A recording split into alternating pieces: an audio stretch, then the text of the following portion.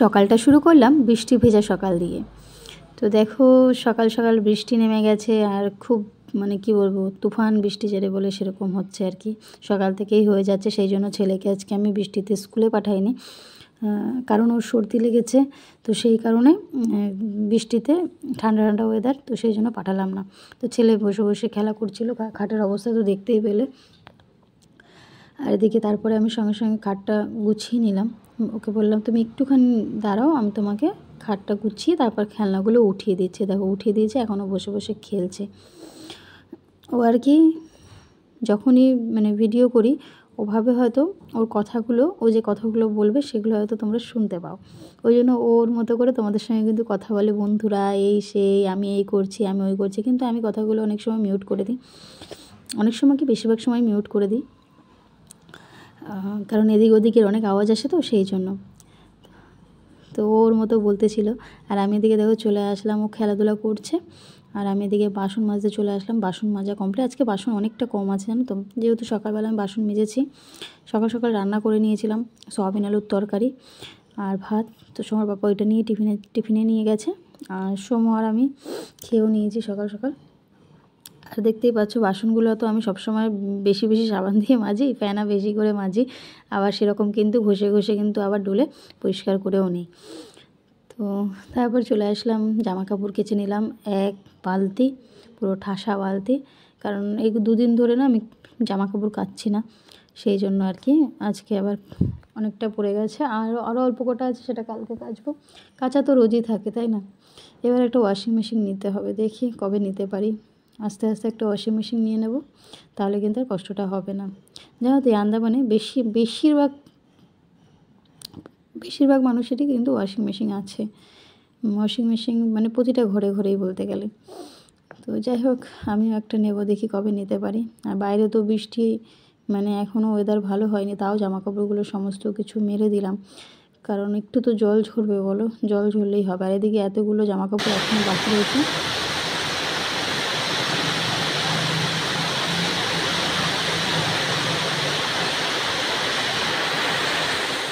বাকি জামাকাপড়গুলো ঘরে মেলে দেবো।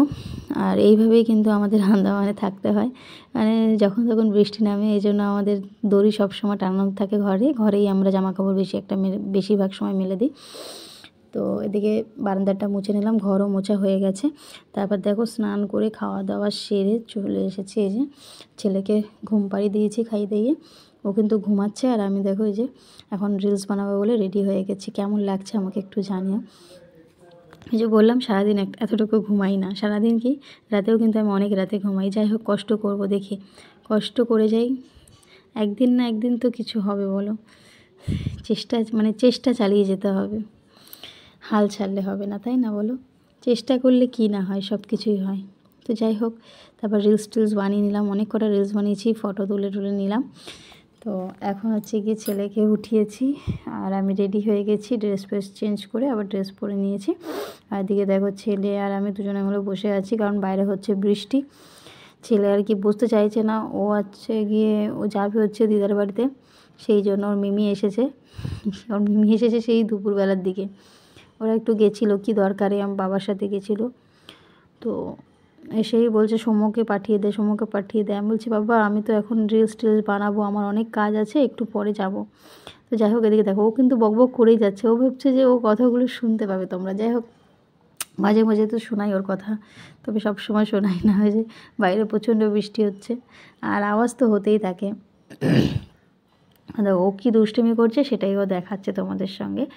আর আজকে হচ্ছে বোন একটা আবদার করেছিল অনেক দিন আগে, তো আজকে ফাইনালি সেই আবদারটা পূরণ করতে পেরেছি, বোনের আবদার। তো এখন চলে আসলাম সন্ধ্যেবেলা, সন্ধ্যে না বিকেলবেলায় গেছি, আর একটুখানি বসে ফোনে কাজ করছিলাম, কাজ করে এই সন্ধ্যেবেলা এখন মুড়ি ভেজে নিচ্ছি একটু শুকনো লঙ্কা তেল দিয়ে নুন দিয়ে। আর এদিকে চায়ের জল বসিয়ে দিয়েছি, আর মাকে বললাম তুমি চাটা ঢেলে দাও। দেখো চা লিকার চা করে নিয়েছি। দুধ চা খাওয়া একদমই ভালো না, দুধ চা আমার মাও খুব পছন্দ করে, কিন্তু আমি মাকে সবসময় বলি দুধ চা খাবে না। আর বাবাই বললো একটু চা কর, চা খাবো। তো সেই জন্য যে চা করে নিয়েছি, চাটা আমিই বানিয়েছি, মুড়িটাও আমি ভেজেছি। এখন সন্ধ্যেবেলা এটাই আমরা সবাই মিলে খাবো। পরে কিন্তু সোমার পাপা এসেছিলো, সোমার পাপাকেও পরে বানিয়ে দেওয়া হয়েছে। চায়ের কালারটা দেখেছো কি সুন্দর এসছে না? জানো তো এই আগে মানে বিয়ের পরপরই তো আমি 8 মাস ছিলাম শ্বশুরবাড়িতে, তখন যে আমি কতবার চা করতাম, তবে লিকার টি নয়, বেশিরভাগ সময় কিন্তু আমাকে দুধ চা করতে হতো। আর লিকার চা কিন্তু ওই আমার শাশুড়ি মায়ের জন্য করতাম। শ্বশুরমশাই কিন্তু ভীষণ দুধ চা পছন্দ করতেন। আর মানে কী বলবো, উনি যে এত পরিমাণে চা খেতেন, ওই দিনগুলো খুব মিস করি। ভাত বসিয়ে দিতাম, তারপর ওর শ্বশুরমশাই বলতো, মাম্পি চা হবে নাকি, একটু একটা হাসি দিয়ে বলতো। সেই সেই হাসিটা, সেই কথাটা কিন্তু এখনও মিস করি।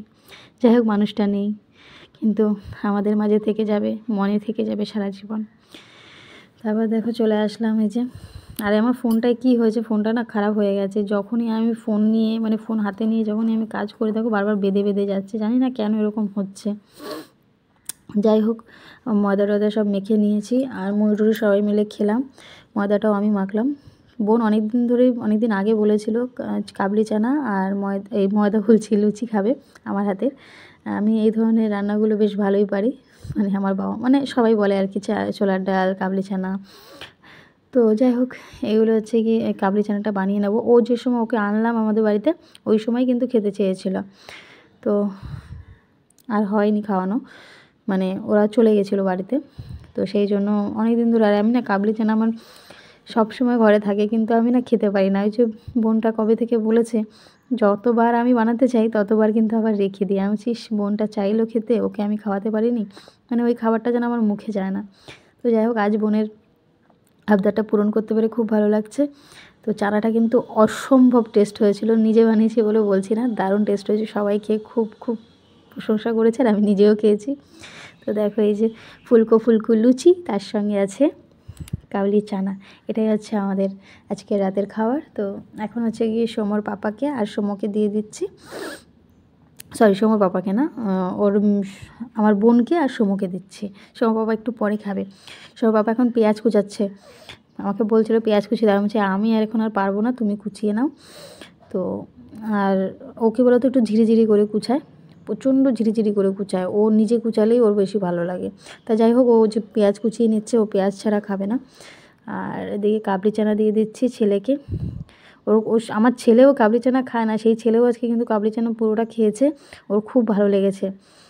তারপরে যে বোনকে দিয়ে দিচ্ছি, যার জন্য বানিয়েছি, ও কিন্তু খুব খুশি হয়েছে, ওরও খুব ভালো লেগেছে। ওর ভালো লেগেছে, এটাই আমার সবথেকে ভালো। কী বলো তো, যে কোনো জিনিস বানালে সেই জিনিসটা যদি কেউ বলে যে ভালো হয়েছে, সেটাই কিন্তু সবথেকে বড় পাওয়া, তাই না? এদিকে দাদু আর নাতি দুজনে মিলে খাচ্ছে, আর বাবা কিন্তু একটাই লুচি খেয়েছিল, একটা না দুটো খেয়েছিল, একটাই খেয়েছিল বোধহয়। আর ভাত খাচ্ছে, বাবা লুচি পছন্দ করে না অতটা। আর এদিকে আমি আর আমার বরমশাই লাস্ট পাতে বসে গেছি। না, আমার মা আছে এখনও বাকি, সরি, আমার মাকেও ডাকছি বারবার, মা বলছে তোরা খা, আমি আসছি। মা কিন্তু সবাইকে খাইয়ে লাস্টে, একদম লাস্টে বসে, যতই বলি খাও খাও, বলছে না তোরা আগে খা। তো এই যে বরমশাই পেঁয়াজ কেটেছে, আমিও একটু পেঁয়াজে ভাগ বসিয়েছি। এখন আমাকে বলছে নিজে তো বললাম কেটে দিলে না, এখন আমার পেঁয়াজে ভাগ বসাচ্ছ। আমি বলছি কী আর করবো বলো, এখনও কাটা রয়েছে, একটু দেখে খেতে মন চাচ্ছে, কিছু তো করার নেই, খেতে তো হবেই বলো। দেখা হচ্ছে আগামীকাল।